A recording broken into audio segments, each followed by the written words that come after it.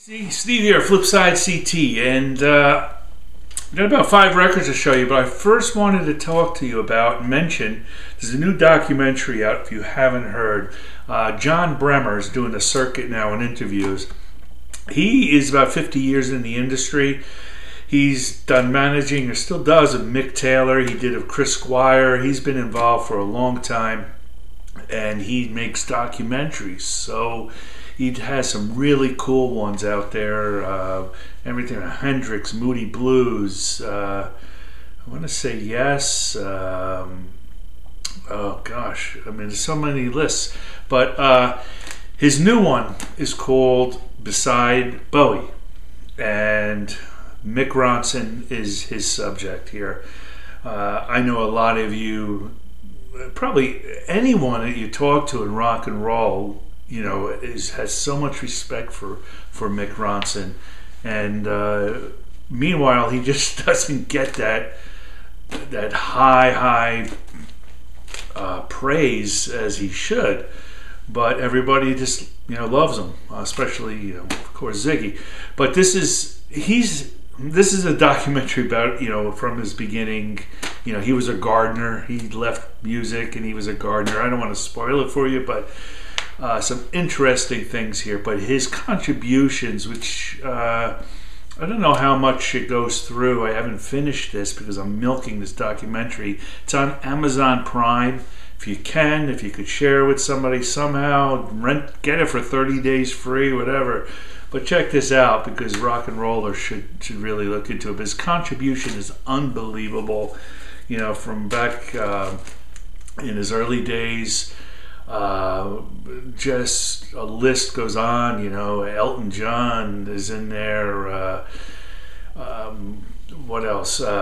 John Cougar was a surprise too to a lot of people. You know, Jack and Diane, he helped arrangement on that, and you know, of course, Ellen Foley, and so many littler, smaller bands that are out there that he tried to help and work with.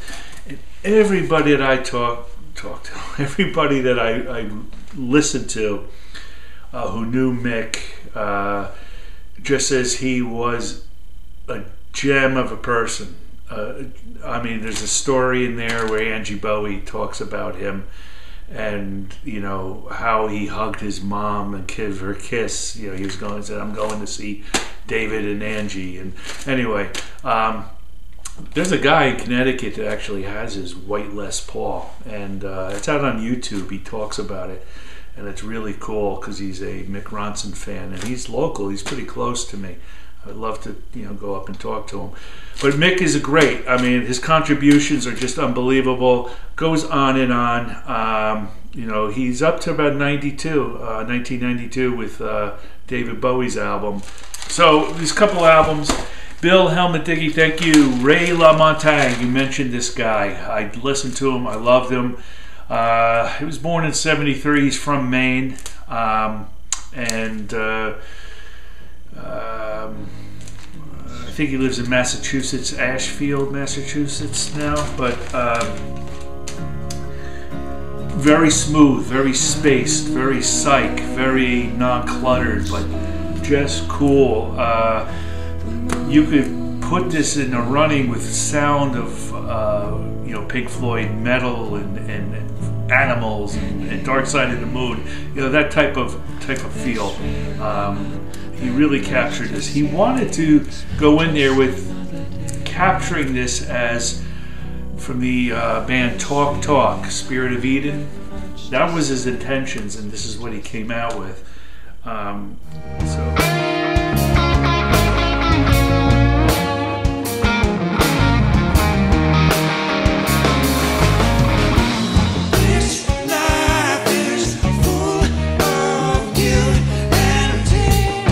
So he plays a lot of instruments on here, and it has, you know, blues psych qualities to it, and like I said, you know, some similarities to Floyd, but cool. Really dig this. Very cool to put and spin. There's only a few songs in here, part 1, part 2, but yeah, so check this out. Give this a listen, a spin.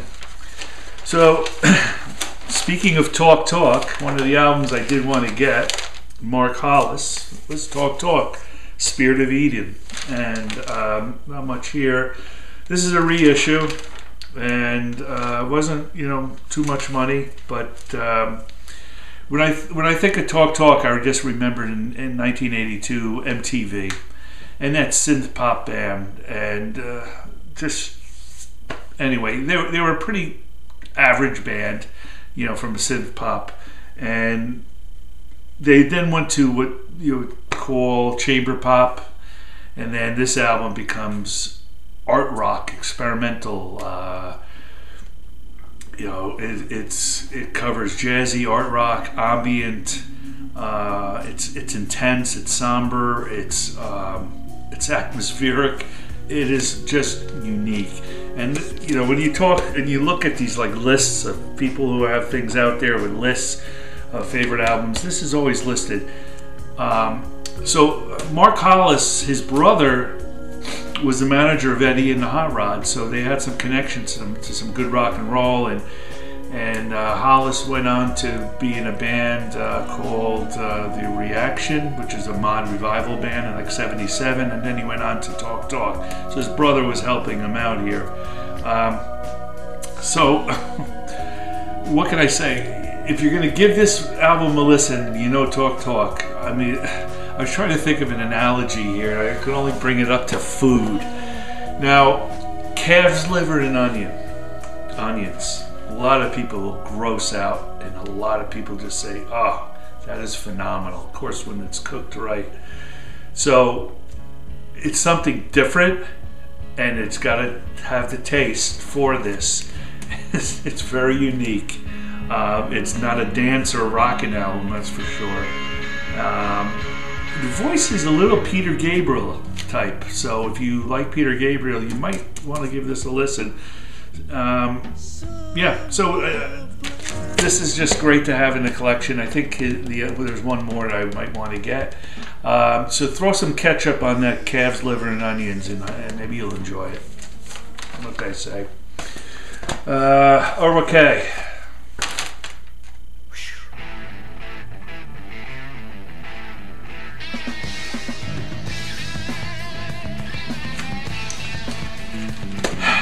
Well, I'm not going to talk much about this. I'm just going to let it play. The trio band from Detroit, Michigan.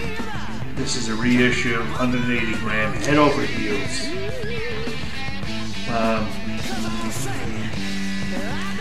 Just forget this new band, Greta Van Fleet, and listen to these guys. They have a sound. Sounds familiar, yeah, but they're rocking. It's just a power trio that you should. I don't have to sell this. Just listen to it. Check it out on YouTube. This compares and rates to any other early '70s bands. This is Head Over Heels from Detroit, Michigan.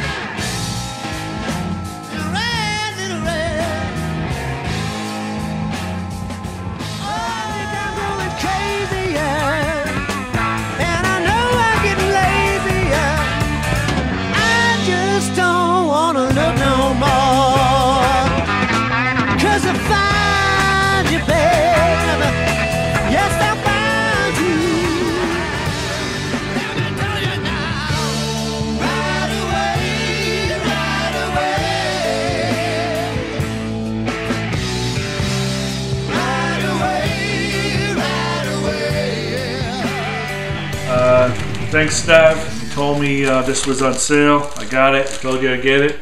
Chris Robertson's Brotherhood. And all I could say, this is their second album, 2012. Take off your shoes, take off your socks, and give a listen. yeah, it's a certain genre. Not a lot of people talk about Chris Robinson Brotherhood, and either you like them or you don't. And we like them.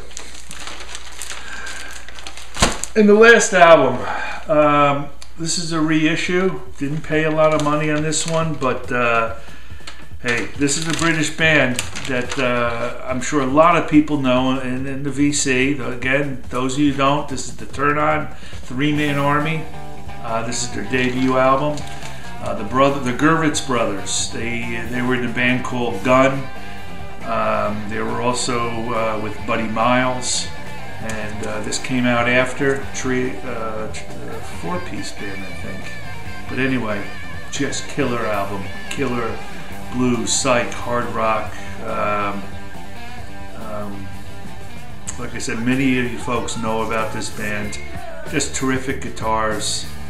I mean, this is an album that used to be in a cutout bin, and then people started just figuring out who this was, what it was, and the gem of rock and roll. This is something you should have in your collection. Give them a listen. That's it. Okay, haven't been buying much. I got a few things, to show. But anyway, hey, Mick Ronson, check out that Beside Bowie if you can on Amazon Prime. And yeah, this is an ending to Mick. Thank you, VC. Appreciate everything you're watching and your turn-ons.